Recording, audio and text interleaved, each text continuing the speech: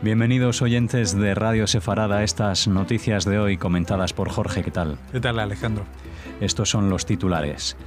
Netanyahu busca romper el bloqueo político y permanecer en el poder mientras afronta acusaciones de corrupción. Los ejércitos de Estados Unidos e Israel suspenden un ejercicio conjunto en territorio israelí por temor al coronavirus.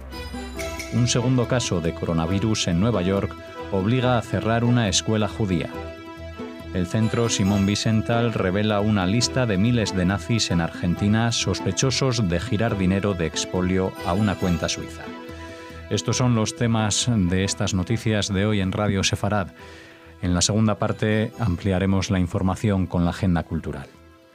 Benjamín Netanyahu, alentado por su triunfo en los comicios y rozando la mayoría parlamentaria para formar ejecutivo, trabaja con sus socios para buscar los apoyos necesarios con los que romper el bloqueo político y permanecer en el poder mientras afronta acusaciones de corrupción en su contra.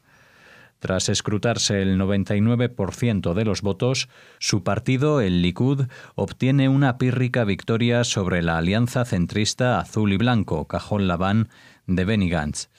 El Likud obtiene 36 de los 120 escaños de la Knesset, el Parlamento, pero que sumados a los de sus socios del nacionalismo religioso y ultraortodoxos alcanzan los 58, 3 por debajo de la mayoría necesaria para gobernar. Sin embargo, Azul y Blanco reiteró su posición de no formar un gobierno de unidad liderado por Netanyahu mientras pesen sobre él acusaciones por 3 casos distintos de corrupción. Además, antiguos colaboradores del primer ministro y ahora diputados electos de Azul y Blanco también rechazaron hoy la posibilidad de brindar su apoyo al Likud tras ser señalados por la prensa como posibles tránsfugas.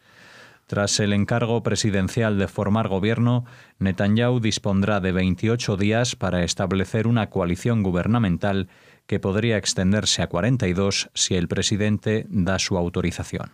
Sí, a pesar de que ayer en el debate pues teníamos otros números prácticamente idénticos, pero eran 59 que parecían que iban a ser 60, pues los datos, aunque no sean totalmente oficiales, sí que son definitivos porque son del 99%, es decir que mañana por la mañana, el jueves por la mañana, se darán las cifras oficiales definitivas, pero prácticamente tenemos estas que hemos mencionado. El Likud al final tiene 36, sí que es el ganador de las elecciones, pero su bloque, el bloque que contempla también al partido Yemina, a Yahadut Torah y a Shas, pues llega tan solo a 58 escaños. Es decir, que de los 120 hay 62 escaños que están en contra de este bloque. ¿Podría cambiar la situación? Pues si estuviéramos hablando de otra situación, del principio de unas primeras elecciones, pues igual se podría pensar de que hay la posibilidad de rascar estos 3 asientos que faltan para formar gobierno de alguna otra formación, de tránsfugas que se pasen de partido o de algún partido pequeño que se adhiera.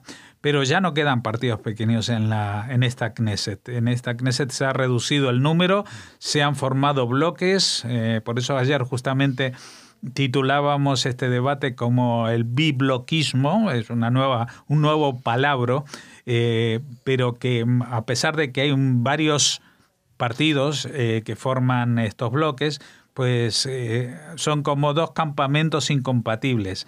Y con un jugador muy extraño en el medio, que es Avigdor Lieberman y su Israel Beiteinu, que está en contra de Netanyahu, pero tampoco está dispuesto a apoyar al partido Cajón Labán si éste recibe un apoyo, aunque tácito, de la lista árabe conjunta, que como comentábamos ayer, al final se establece o se equilibra en base a 15 escaños, que son más de los que tenía en las elecciones anteriores, pero como comentábamos también ayer, no llegan a suponer el 20% de los escaños de la Knesset, que serían 24, como la representación demográfica de los árabes en la sociedad israelí. ¿Qué es lo que va a pasar? Pues, como digo, la situación a pesar de ser una victoria para Netanyahu, es una victoria pírrica, es decir, que no le va a permitir armar gobierno a menos que haya un milagro de Purim a la vista.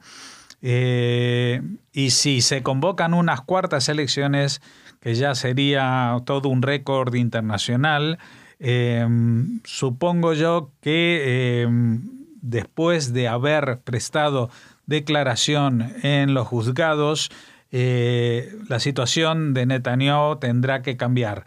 No sé si para bien o para mal respecto a él, porque puede ser incluso que como experimentado político pues consiga hacer una declaración bastante exculpatoria o que trate de demostrar que todo se trata de una campaña de desprestigio contra él y no de delitos reales. Así que Israel sigue en este compás de ingobernabilidad, de espera, y esto evidentemente se traduce en muchas medidas que no se pueden tomar para cambiar la situación, aunque ya se sabe, cuestiones como la seguridad y en este caso más de lo que hablaremos de la sanidad siguen siendo calibradas y medidas y respondidas desde el gobierno, aunque esté en funciones. Los ejércitos de Estados Unidos e Israel han decidido suspender un ejercicio conjunto que había sido planeado para llevarse a cabo en el territorio israelí debido a temores concernientes al coronavirus. Dicho ejercicio, con fuerzas de tierra israelíes y el Comando Europeo de Estados Unidos, debía incluir a paracaidistas norteamericanos de la 173 Brigada Aerotransportada con asiento en Italia, país donde se ha registrado un fuerte brote del virus COVID-19. El Ministerio de Salud israelí ha prohibido el ingreso al país de extranjeros procedentes de este y otros países y ha ordenado a los israelíes que regresan de allí mantenerse en cuarentena, aislados durante 2 semanas. Mientras tanto, se ha dado a conocer que 2 israelíes más dieron positivo en las pruebas del coronavirus, llevando la cifra total de casos confirmados en el país a 15. Se trata de israelíes que estuvieron recientemente en Italia y se encontraban en cuarentena. Es decir, son los mismos que ya estaban en cuarentena y que ahora pues han aparecido los síntomas, lo que eleva la cantidad de enfermos contagiados y con síntomas sintomáticos a 15. Aquí para los números de España igual parece un número bastante pequeño, pero recordemos que la proporción de la población también es muy distinta. Aquí somos más de 40 millones y allí son menos de 10 millones, con lo cual esto sería el equivalente a que en España hubiera 80, 90 enfermos. Desgraciadamente aquí ya hemos superado también esa cifra. En Israel se están tomando medidas bastante más estrictas de las que se han tomado en España. Aquí se empieza a hablar de limitar el acceso de público a eventos deportivos muy masivos, como los que tienen lugar en la Copa de Europa contra equipos italianos que no tienen acceso a los estadios en su país, pero que sí vendrían aquí. En Israel han decidido incluso hacer algo que es bastante más complejo y más caro de hacer, que es suspender un ejercicio militar.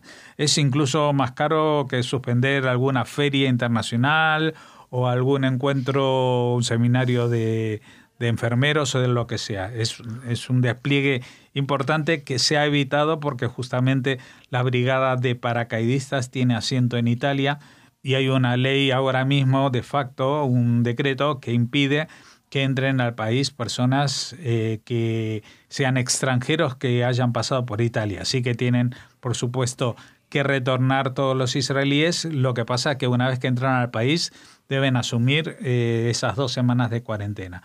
Con lo cual, pues Israel está, igual que el resto del mundo, muy centrado o más centrado hoy en día en combatir a esta enfermedad que en preocuparse de algo que realmente parece una maldición divina, el hecho de no poder elegir a un gobierno como Dios manda.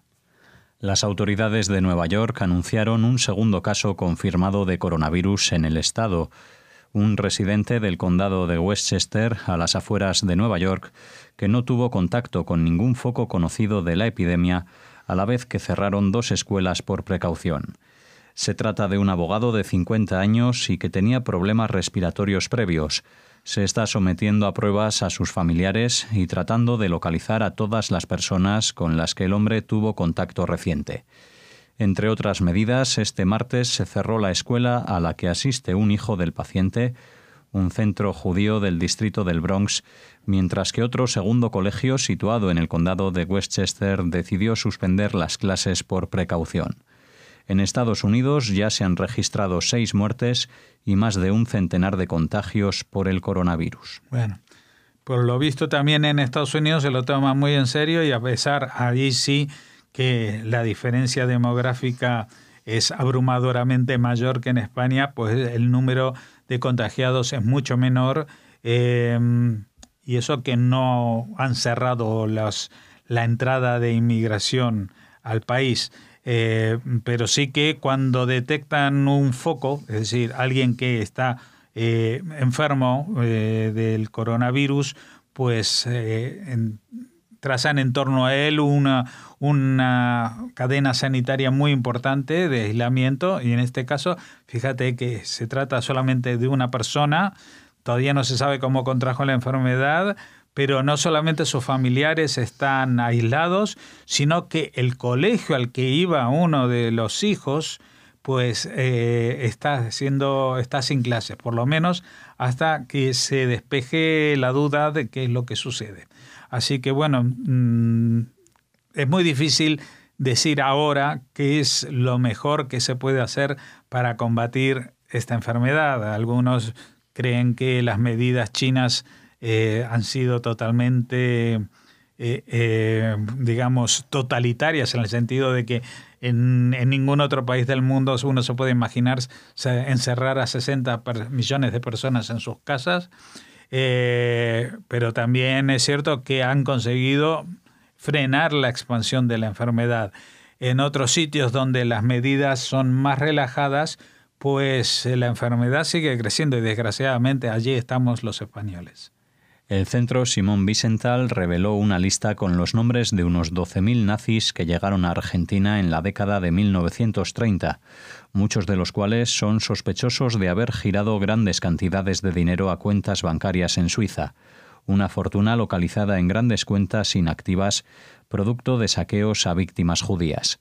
Si bien los responsables del golpe militar de 1943 quemaron dicha documentación, se salvó una copia ahora revelada. Según el Centro Simón Wiesenthal, el banco Credit Suisse, donde se realizaron los depósitos congelados desde el final de la Segunda Guerra Mundial, ya tiene como demandantes a presuntos herederos de los nazis de la lista. Sí, esto es un descubrimiento realmente asombroso y voy a tratar de resumirlo por lo que he conseguido enterarme.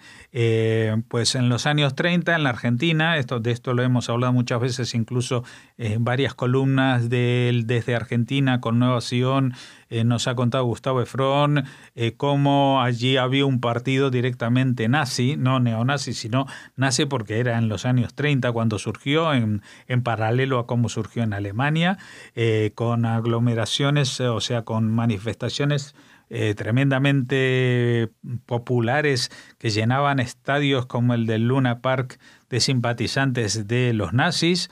Y durante esa época pues hubo este tipo de cuentas por las cuales el partido nazi de Alemania se iba financiando con envíos también desde Argentina, etcétera, etcétera. Es decir, que depositaban dinero en las cuentas en Suiza y algunos disponían de ellas en Argentina y viceversa. Dinero que se hacía en Argentina y que llegaba a las cuentas suizas y desde ahí pasaba al régimen nazi.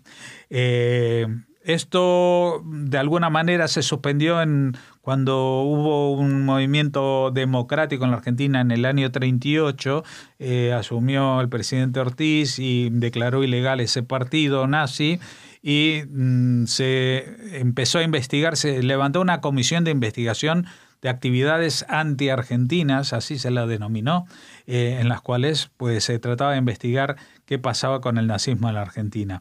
Pero pocos años después, en el año 43, una junta militar en la cual participaba en el primer triunvirato, en un triunvirato Perón, y luego asumió el poder completo, pues lo que hizo fue quemar esas listas de investigación donde se detallaban los informes bancarios de unas 12.000 personas que estaban vinculadas al nazismo desde Argentina. Esto parecía que se había perdido, se había quemado, etcétera, etcétera. Ahora, un personaje que trabajaba en el Banco de Argentina en los años 80, le mandaron a una especie de depósito donde había papeles viejos, le dijeron, bueno, a ver, fíjate si hay algo aquí que sirve y lo demás lo tiras. Y él decidió guardar estas listas y las guardó durante estos últimos 40 años. No se sabe muy bien por qué no lo hizo antes, pero recién hace cosa de un mes pasó esas listas, esos documentos al Centro Simón Wiesenthal, que se quedó a cuadros, como se dice. Porque cuando se puso en contacto con los herederos del banco suizo en el que se habían depositado, que hoy en día se llama Credit Suisse, es una entidad financiera muy importante, pues descubrieron que había ya mucha gente que estaba demandando esos fondos. ¿Quiénes son esas personas que demandan? Pues son descendientes de los nazis de Argentina y de Alemania que tenían el dinero ingresado en esa cuenta, pero que había estado bloqueado porque los americanos, cuando entraron, acabó la Segunda Guerra Mundial, hicieron una especie de embargo sobre las cuentas de ese banco para que no se dispusiera de él en un futuro una reivindicación del nazismo. Pues parece que esa prohibición prescribió hace unos años y ya hay descendientes de estos o herederos de estas fortunas que la pretenden, pero vamos a ver, no se trata de fortunas hechas, ganadas con el sudor de la frente, sino que es muy probable, no sé si está demostrado o no, pero eso seguramente se puede llevar a un juicio para demostrar de que esos dineros, ese tesoro corresponde al expolio que los nazis realizaron desde que asumieron el poder en el año 33 y por lo menos hasta el año 38. No olvidemos que en ese tiempo también se promulgaron las leyes de Nuremberg, fueron despedidos numerosos personajes del mundo académico, comercial, etcétera, etcétera, que tuvieron que malvender en condiciones desastrosas muchos objetos y bienes, desde arte hasta otro tipo de objetos, y me imagino que también, por ejemplo, oro y joyas. Así que, bueno, la sociedad argentina ahora está un poco asombrada, primero de que tantos años hayan pasado, 80 años desde entonces, para enterarse de lo que ha pasado, y segundo, que hay 12.000 apellidos que están hoy en día en cuarentena, por decirlo de alguna manera, sometidos al escrutinio de saber si realmente esas fortunas se hicieron trabajando honestamente o expoliando y fruto del genocidio al pueblo judío. Terminamos la primera parte de las noticias en este punto y ahora, tras la pausa, volveremos con la agenda cultural.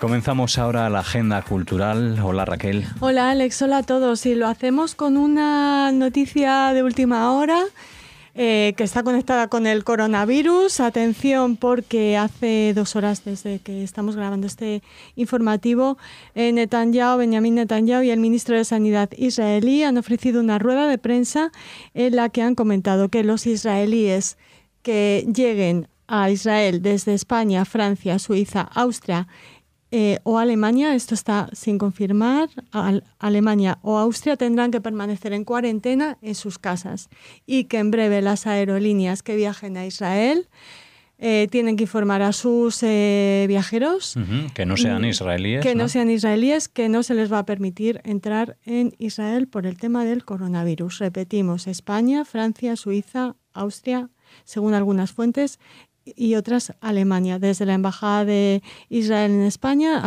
nos han comentado que es Alemania, este país del que sus nacionales no van a poder entrar en Israel, pero otras fuentes afirman que es Austria, o sea que bueno, así que los españoles que estén ya con billete para celebrar Purim o, no sé, viajar a Tierra Santa por Semana Santa o los judíos que hubiéramos pensado en disfrutar de Pesaj en Israel, pues prudencia a la hora de comprar sus billetes porque quizá no puedan entrar en el país, a menos que sean israelíes. Bueno, y pues si son israelíes tienen que permanecer en cuarentena en sus casas. Eso es. Pues esa es la noticia de última hora que les queríamos anunciar. Y ahora sí, vamos con la agenda cultural del día que Raquel nos tiene preparada. Sí, además tiene que ver con este 8 de marzo, el Día Internacional de la Mujer. El Centro de Educación de Personas Adultas CEPA de Villaverde va a consagrar este día al recuerdo de Violeta Friedman, con una serie de actividades que se vienen desarrollando desde el día 2 y que comenzaban con un concurso de fotografía, Violeta Friedman. Los alumnos podían enviar sus fotografías para participar en el concurso. Está también la exposición Las mujeres importantes de tu vida, que muestra todas las imágenes aportadas por parte de la comunidad educativa por el Día de la Mujer. Hay un taller el jueves 5 que se llama Haciendo visibles a las mujeres en la biblioteca, organizado por el espacio Clara Campoamor. Del 9 al 13 de marzo habrá una charla, Violeta Friedman, vida ejemplar como defensora de los derechos humanos, nos emociona ya solo el título, impartida por la hija de Violeta Friedman, Patricia Pais. Habrá también un taller de búsqueda de empleo organizado por la Red Araña dentro del programa Integra. El taller Los sabores del Prado y el taller de radio Nuestro camino a la equidad serán otras de las actividades. Para finalizar, se presentará el libro Un pájaro en la niebla de una de las participantes, de una de las integrantes de este Centro de Educación de Personas Adultas y bueno, nos felicitamos a este centro por acordarse, por haber elegido la figura de Violeta Friedman para conmemorar este Día Internacional de la Mujer. Que abre esta agenda cultural, como decíamos, que continúa ahora con, no sé si una exposición, pero al menos tenemos una imagen. Sí, es una exposición, Alex, muy interesante que presenta el Museo de Arte Contemporáneo Reina Sofía. Se titula Frente y retaguardia, mujeres en la guerra civil. Es el nuevo espacio de la colección permanente. Estará ubicado en la segunda planta del edificio Sabatini y con esta nueva inclusión en esta colección permanente se quiere conmemorar el 8M, el Día Internacional de la Mujer, con distintas actividades. ¿Por qué nos ha llamado la atención? Porque entre las principales novedades destaca un conjunto de fotografías hasta ahora atribuidas a Robert Capa y que por primera vez aparecen firmadas por Gerda Taro, la que fue su pareja, su compañera, quien aparece como autora de las mismas después de varios años de investigación por parte del Centro Internacional de Fotografía y el propio Museo Reina Sofía. Hemos contactado con el museo, pero esta semana es imposible hablar con ellos y nos han remitido a la próxima para conocer más en profundidad estas fotografías que ya oficialmente son autoría de Gerda Taro y que podemos todos conocer y disfrutar en este nuevo espacio de la colección permanente. Muy bien, pues esa exposición en el Museo Reina Sofía de Madrid que Raquel nos presenta y que también seguro que nos informará más adelante cuando nos atiendan después de estos días que estarán preparando, ¿no? Y suerte a los que tengan que anular sus billetes, sus reservas de hotel y todo esto. Pues así, Raquel, suerte para todos aquellos que tengan billetes a Israel. Sí, reservas de hotel y les deseamos eso, mucha suerte para que consigan devoluciones. Sí, veremos qué pasa, porque igual en las próximas semanas cambia esta política y pueden viajar aquellos que tengan billetes para el mes de abril o dentro de unas semanas, no lo sabemos, estamos todos en una situación un tanto extraña. Bueno, así terminamos la agenda y las noticias de hoy. Hasta mañana, Raquel. Hasta mañana.